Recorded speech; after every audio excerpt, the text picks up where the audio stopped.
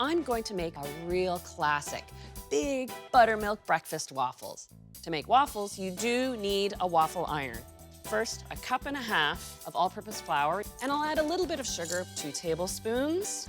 To make these waffles nice and fluffy, you need baking powder, 3 teaspoons.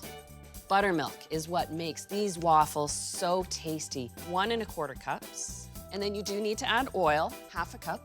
I need eggs, 2 in this case. The whites go into a bowl on their own, and the yolks into the liquid mixture. Just give this a little stir. Pour it into the flour mixture. And I'll just whisk the egg whites by hand. And I add this to the waffle mix. You can really see how this batter has changed by folding in the whipped egg whites.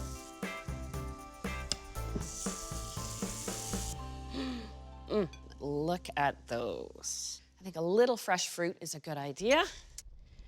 Dusting of icing sugar. And now, of course, a nice drizzle of maple syrup on top. Now that is a breakfast treat.